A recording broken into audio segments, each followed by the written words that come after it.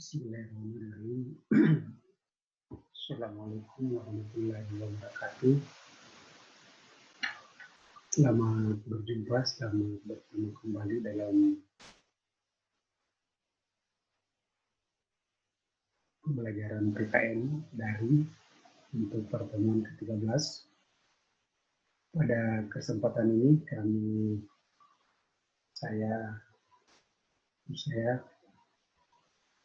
kita akan masih belajar pada bab 3, pengaruh kemudian efek terhadap negara kesatuan Republik Indonesia.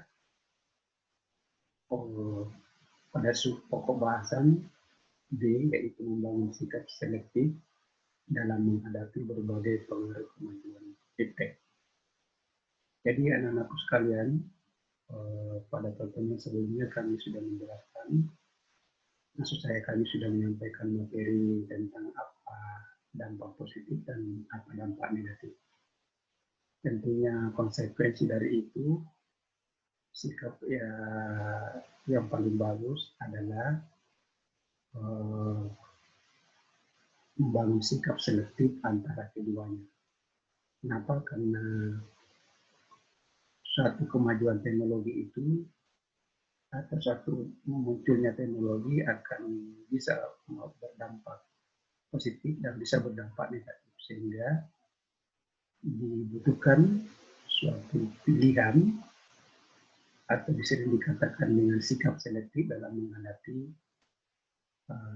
kemajuan itu. Sikap selektif di sini akan kita bahas dalam berbagai bidang.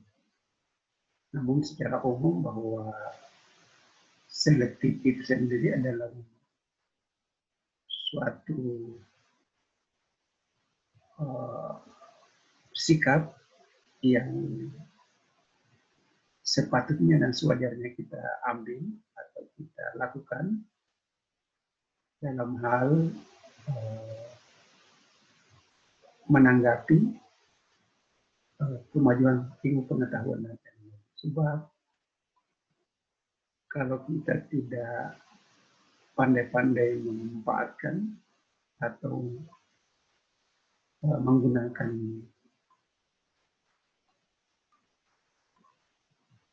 teknologi, maka bisa dengan teknologi itu akan merusak tatanan kehidupan manusia. Sementara kehadiran teknologi itu sebenarnya tujuan utamanya manusia menciptakan itu sebagai suatu produk yang canggih atau yang modern dan terbaru lagi adalah untuk mempermudah manusia melakukan aktivitasnya atau memenuhi kebutuhannya. Ini kita lihat dalam perkembangan setiap hari, setiap bulan, setiap tahun, ada kemajuan di bidang teknologi. Dan tujuan utamanya adalah bagaimana supaya manusia itu dalam kehidupannya bisa lebih efektif, lebih efisien, mempermudah memenuhi kebutuhan hidupnya. Termasuk diantaranya yang dulu kami ambil contoh dengan adanya HP itu, dibanding dari sebelumnya, itu akan lebih mempermudah kita melakukan komunikasi, melakukan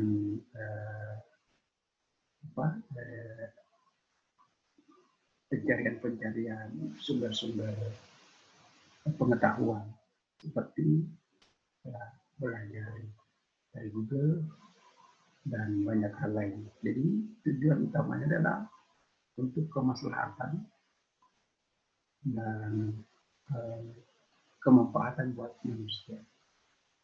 Tapi setiap ada dampak positif, terkadang ikut dampak negatif. Makanya sikap selektif ini adalah bagian dari tanggung jawab kita untuk melakukannya. Baik anak-anak sekalian, kita lanjut.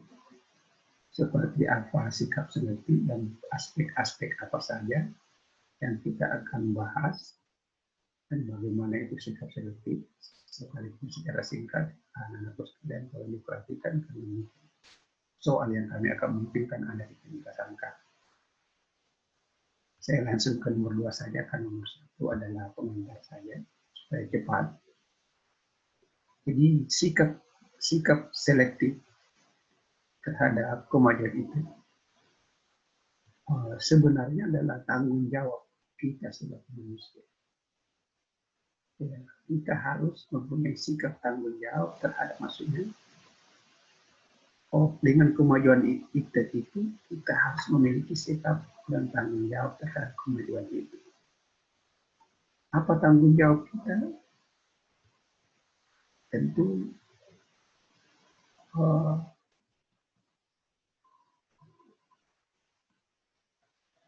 melakukan suatu tindakan-tindakan yang betul-betul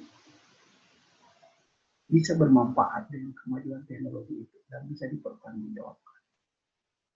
Jadi dalam kemajuan itu, baik secara penciptaan maupun penerimaan, artinya kita yang mencipta atau kita yang menerima, kita yang menggunakan.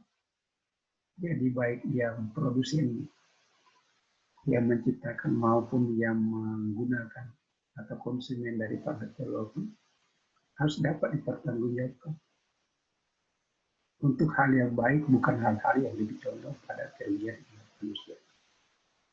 Jadi sekiranya kita yang menciptakan, maka juga perlu dipertanggungjawabkan kebenarannya dan kemanfaatannya. Demikian juga kalau kita yang menggunakannya, maka kita juga perlu dan wajib mempertanggungjawabkannya. Berikut adalah hal yang harus diperhatikan. Yang pertama, sikap tanggung jawab adalah dasar atas perkembangan iptek yang akan menjadi benteng terhadap akibat baik maupun buruk. Tanggung jawab itu semacam rem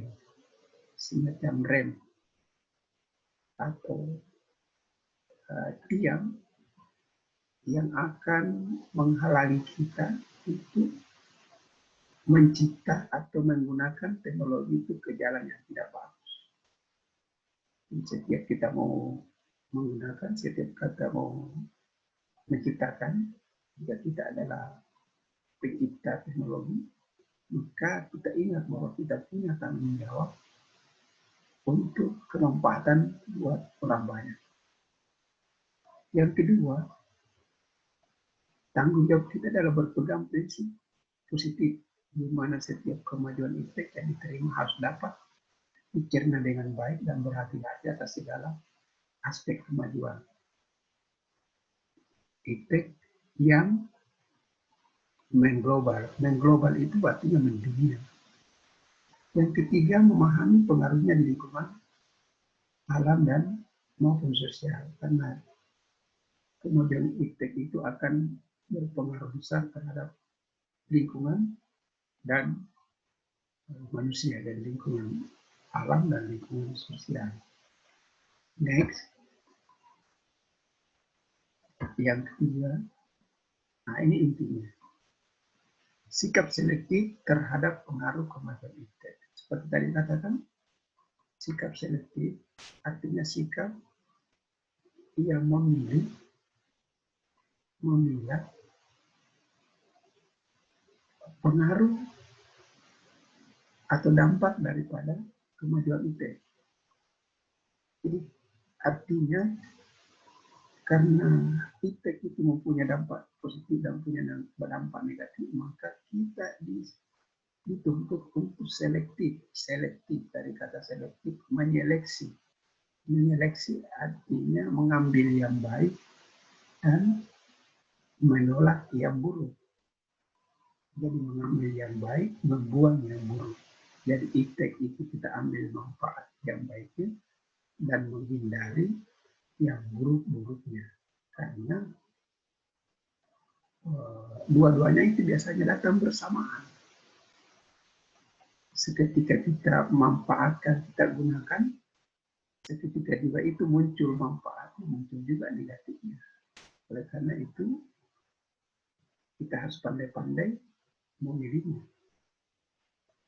Ya, contoh, HP manfaatnya adalah bisa mempermudah kita berkomunikasi, tetapi seketika itu juga kalau kita berkomunikasi, kemudian kita salah komunikasi, bisa juga berdampak kekacauan atau pertengkaran. Ya, berkomunikasi secara lisan atau memposting secara lisan, itu akan bisa berdampak positif, juga bisa berdampak negatif. Dan sudah banyak terjadi bahwa banyak orang yang diuntungkan dengan teknologi, termasuk HP, tapi banyak juga yang dirugikan dengan penggunaan HP. Ya, orang tua yang belum mampu memberikan anaknya, yang belum wajar menggunakan HP, dia sudah memakainya, sementara kalau tidak dikontrol maka akan menimbulkan hal yang tidak diinginkan. Contoh yang paling konkret mungkin di HP adalah permainan game, dan kalau kita kecanduan maka tentu berakibat negatif dan bisa jadi membuat kita kehilangan kontrol. Contoh yang mungkin ada di berita bahwa ada orang hilang kesadaran dan gila akibat karena keseringan bermain game. Ini dampak negatifnya. Oleh karena itu perlu menyeleksi. Jika bermain ini akan berakibat buruk maka dikurangi, kalau perlu dihindari. Itu namanya selektif. Nah, ada tiga alternatif sikap yang bisa diambil oleh bangsa kita dalam menghadapi kemajuan. Yang pertama, menolak dengan tegas semua pengaruh kemajuan iptek. Ya. Jadi suatu sikap terhadap kemajuan iptek ada tiga alternatif. Kita menolak secara keseluruhan kan, tidak mau menggunakan teknologi, ya, seperti mungkin bahasa taranya tidak mau kau pakai itu akan ya tidak baik. Nah, itu artinya menolak mentah-mentah. Sikap ini tentu kita ada untungnya, tapi juga ya, ada kerugiannya. Untungnya ya karena mungkin kita terhindar dari pengaruh negatifnya. Tapi kerugiannya mungkin kita tidak bisa berkembang karena ya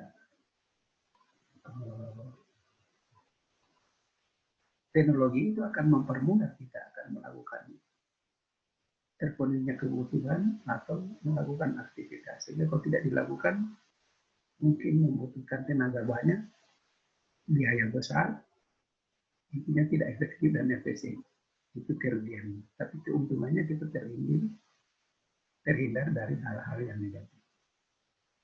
Ya, bisa kita contoh suatu wilayah di Bantai atau Bulukumba, daerah Kajen, yang sampai sekarang dia tidak mau menggunakan teknologi.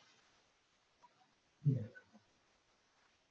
Untungnya ya dia tidak terhindar dari dampak negatif. Tapi kerugiannya mungkin pekerjaan yang mesti dikerja 1 hari, dia kerjakan 3 hari karena menggunakan tenaga manusia atau alat-alat yang masih sifat tradisional. Yang kedua, menerima sepenuhnya pengaruh tersebut tanpa disaring.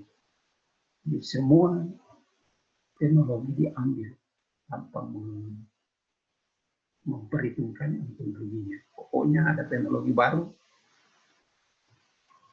sangat mempermudah manusia, apapun kerugiannya, apa dampak negatifnya, Anda tidak pikirkan.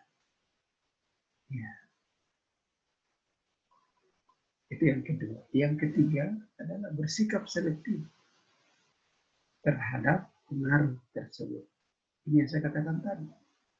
Didasari oleh pengetahuan, kita memilih dan juga karena untuk memilih mana yang bermanfaat dan membuang yang buruk tentu didasari oleh pengetahuan yang luas, pengalaman dan pemahaman terhadap teknologi itu, termasuk pemahaman terhadap dampaknya. Jadi yang idealnya adalah sikap selektif, karena seperti tadi menolak seluruhnya juga ada lebih banyak kerugiannya, menerima sepenuhnya lebih banyak kerugiannya. Yang selektif ini artinya kita mengambil yang banyak manfaatnya, kemudian membuang yang kurang manfaatnya. Seperti itu. Jadi kalau kita dijatuhkan pada pilihan, ambil yang banyak manfaatnya dan dibuang yang banyak kerugiannya. Karena saya katakan terkadang dia bersamaan, suatu teknologi ada manfaatnya tapi susah dihilangkan itu dampak negatifnya. Akhirnya kita dijatuhkan pada pilihan, ambil yang banyak manfaatnya dan buang yang banyak kerugiannya. Jadi kalau ada teknologi yang lebih banyak kerugiannya, ya buang saja. Ini pernah terjadi di Inggris pada zaman revolusi Inggris. Di Inggris itu terjadi revolusi besar-besaran terhadap industri sehingga lapangan kerja terkuras dan terkurangi. Semua tenaga manusia diambil alih oleh mesin sehingga pengangguran terjadi di mana-mana. Nah, ini yang dimaksud dengan terlalu banyak kerugiannya, ya. Kemudian kurang manfaatnya tentu kita hilangkan. Tapi kalau lebih banyak manfaatnya kita ambil. Kalaupun ada risikonya, bisa. Inilah yang alternatif dalam sikap selektif. Jadi dari ketiga alternatif tersebut, sikap terbaik yang mesti kita ambil adalah sikap selektif. Kenapa? Karena itu teknologi itu kita ambil manfaatnya, terkadang ikut negatifnya, sehingga kita selektif memilih mana yang lebih banyak manfaat dan lebih banyak menguntungkan, kita ambil. Kalau banyak merugikan, ya jangan diambil. Karena membuang sama sekali negatifnya agak susah. Ya, kita beli HP, negatifnya tentu beli kuota. Nah, itu negatifnya. Tapi kan lebih banyak manfaatnya. Tidak apa-apa kita rugi beli kuota, tapi banyak manfaat. Itu yang saya maksud. Selanjutnya, sikap selektif ini kita bisa implementasikan dalam berbagai aspek kehidupan. Yang pertama, di aspek kemajuan iptek. Di bidang maksud saya iptek di pengaruh kemajuan iptek di bidang politik, sikap selektif. Yang kita perlu kembangkan adalah memilih yang mana lebih banyak menguntungkan terhadap perkembangan politik dan pelaksanaan politik. Karena di politik itu ada 4 hal yang selalu dikedepankan. Yang pertama demokratisasi, yang kedua kebebasan, yang ketiga keterbukaan, yang keempat hak asasi.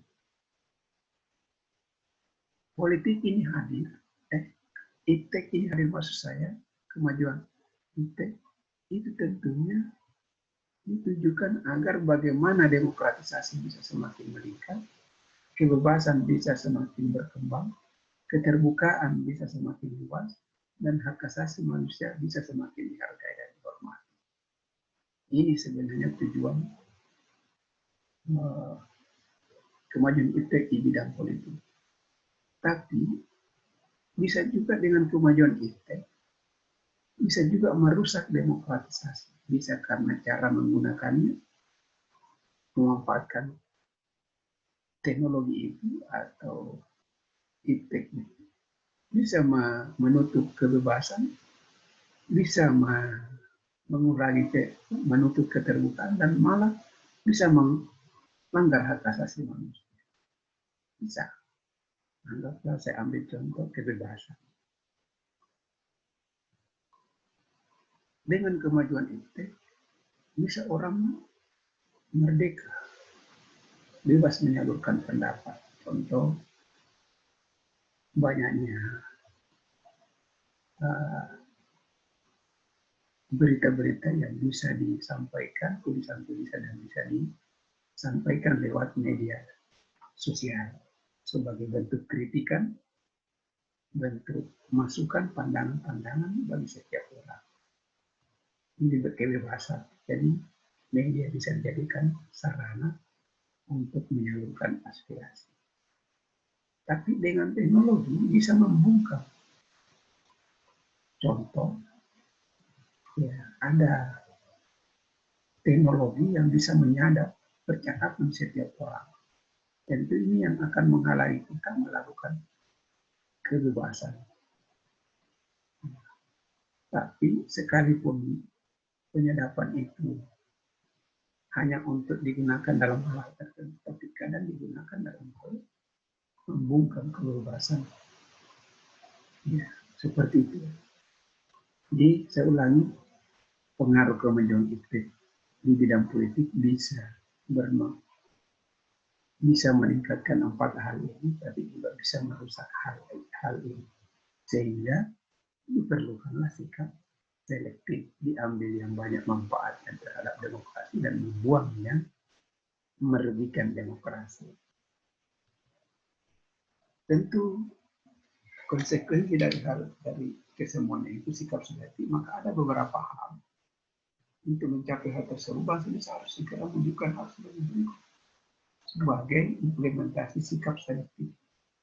Yang pertama, mengembangkan demokratisasi dalam segala bidang, mengaktifkan masyarakat sipil dalam arena politik. Masyarakat sipil itu artinya adalah masyarakat non-militer. Militer itu artinya angkatan bersenjata. Jadi yang bukan angkatan bersenjata biasanya dikategorikan masyarakat sipil. Yang kedua, mengadakan reformasi. Reformasi itu artinya menata ulang, mengatur ulang lembaga-lembaga politik agar menjalankan fungsi lembaga politik seperti DPR, MPR. Yang kemudian memperkuat kepercayaan rakyat dengan cara menegakkan pemerintahan yang bersih. Pemerintahan yang bersih artinya tidak ternodai dengan perbuatan-perbuatan tidak terpuji yang tidak amanah. Yang berikutnya menegakkan supremasi hukum dan negara. Next.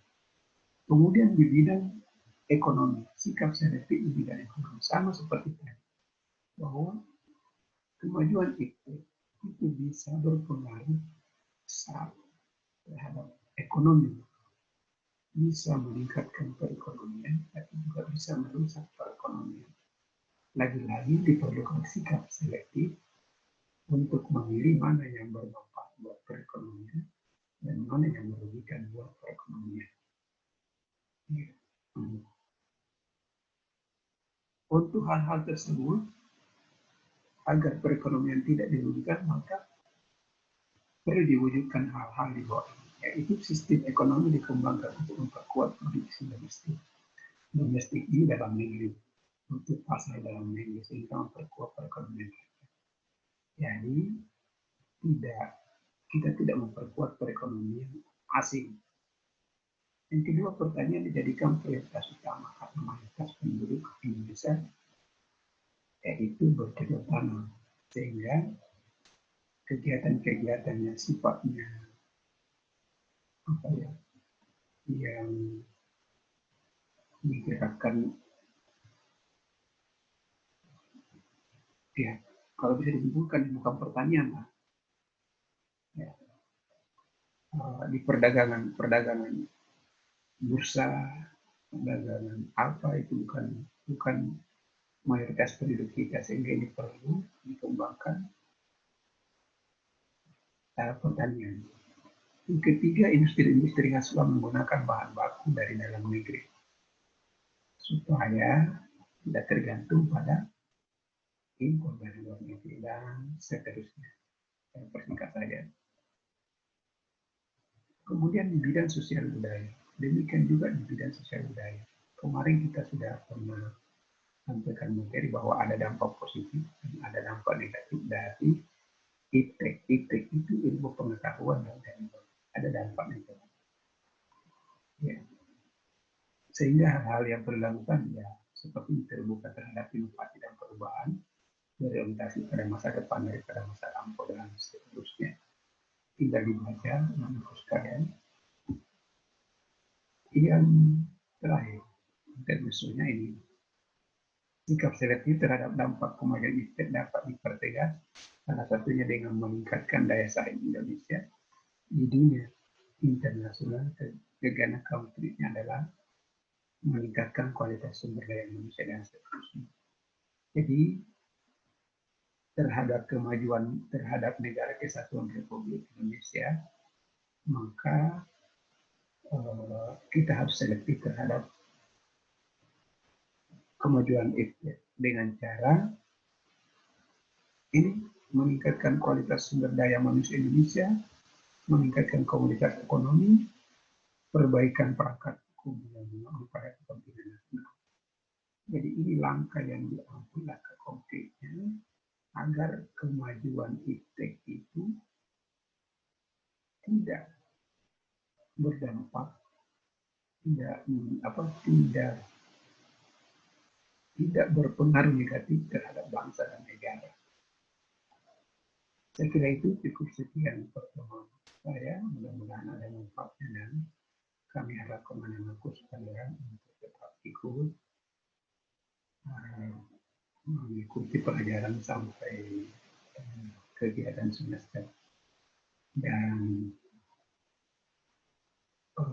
untuk memperkaya pengetahuan diharapkan aku bisa membaca-baca sumber lain karena materi yang kami sampaikan ini singkat sekali mengingat dan pula untuk